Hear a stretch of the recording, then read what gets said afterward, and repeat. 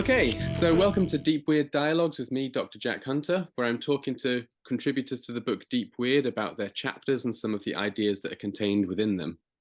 And today, I'm delighted to be joined by Dr. Zofia Weaver, who is a psychical researcher and has a particular interest in ectoplasm. I've got an interest in ectoplasm as well because my PhD research was field work with a group of mediums in Bristol who were actively trying to produce ectoplasm. So, we have a tendency to think of it as something that has disappeared or that only occurred in the Victorian era, but actually even today there are people who are using it or trying to produce ectoplasm and using it as an explanation for certain kinds of, seance phenomena. So, Zofia, I wonder whether you could just tell us a little bit about what ectoplasm is and why there is still a mystery around it. Well, I think the biggest problem is that nobody knows what it is because it can take so many forms. Genet, the French researcher, called it the primary substance. Fine, but it covers a range of manifestations.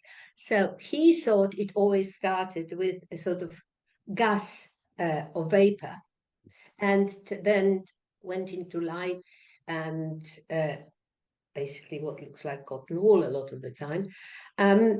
But it can also be invisible. And since I'm a junkie for sort of popular science, I keep reading things about how we are electrical and how long it took for science to accept that there is electricity involved in the human body or any body. I keep hoping that someday we'll get it all connected. And I've just been looking something up, talking about matter being a sort of fragments of energy. I'm no scientist in that area, I don't know, but it seems to me to be the right route to look at something that, if it has intelligence behind it, can be directed in all sorts of ways and fitted to the expectations.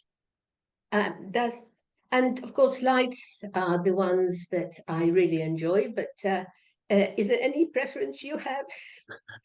Or do you go with the usual, a mist, a fog, and then it becomes a substance? Yeah, I mean that's the way that they understood it when I was working with mediums, and that some mediums may only be able to produce materializations up to a certain extent, and others can produce ostensibly whole body manifestations. And I know a lot of the Victorian and early 20th century physical mediums were claiming to produce whole bodies in seances. I wonder if you could comment on that a little bit. Well, there is a bit of a problem with a lot of the Victorian evidence because, of course, there were so many fakes. Mm-hmm. That's why the SPR virtually left the field of physical mediumship after having learned about so many frauds. But if you take somebody like D.D. Hume, there is just no way he could have done it. Unless he had the whole apparatus with him, going into private homes. And there is enough evidence around to confirm that these things do happen. That doesn't mean that there aren't physical constraints on people, what they can produce. And D.D. Hume was one of the top ones. But Franek Kluski, the Polish one that I started my investigation of physical mediumship from, he was producing lights and electrical currents around him all the time. He went to work and they knew he was at work because all the bulbs blew. So there are people whose physical constraints are adjusted in a way that lets them become conduits for something we don't know what. But certainly, in a lot of cases, there is an intelligence behind it. Whose intelligence we don't know. Often it may be the experimenters. Yeah, because your chapter is subtitled Where Biology and Imagination Meet. And Yeah. I wonder if you could just talk about that. I mean, we tend to think about the imagination as something that is, non-physical and separate from the physical matter of our bodies. But, if they can interact in some way, then maybe that's not the Well, case. yeah, hey, to me, the whole, how shall I put it? At some stage, the thinking about mediumship has gone in the wrong direction by splitting mental and physical. And I was fortunate because, I mean, I must mention Mary Rose Barrington, who was my friend, mentor, and she had no boggle thresholds. She was a wonderful researcher. And she was very interested in the Polish medium Frane Kluski. So I got the book from Poland, very rare book by then, and I'd translated a lot of it for her.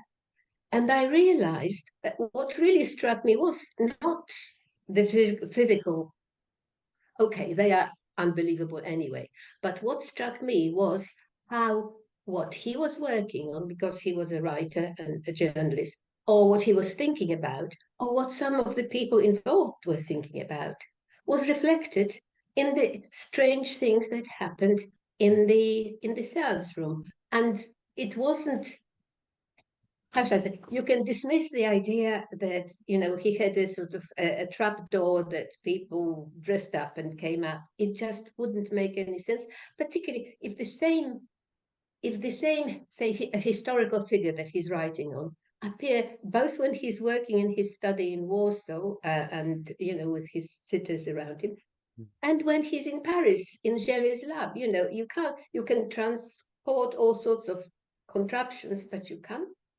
transpose the same sort of phantoms well, you could these days, but not in his day, put it this Yeah. way. Yeah, it's really interesting. I mean, the one of the things about ectoplasm is the wealth of like documented scientific studies of it. Mm, I yeah, mean, some of the yeah. most famous scientists of the day were researching it. Well, yes, but you see, it's again the definition. It has no definition because it's such a wide concept. I tend to go towards a sort of kind of power or energy. And Anita Gregory, who investigated Rudi Schneider, she came to that conclusion. And if you look at some of the reports, there is a sort of like a white hand or something that seems to be carrying something out of the cabinet. And when it reaches the table, it just disappears. It dissipates. So, and they tried all sorts of things. They tried to dust the areas where the control, the Olga, touched. Um, and it seemed to be something fibrous. And when they caught it off the people who produce it from the mouth, it was just organic matter. So I think we're just on the edges of it all the time. But to me, the most important and really vital thing is the connection between mind and matter, mental and physical.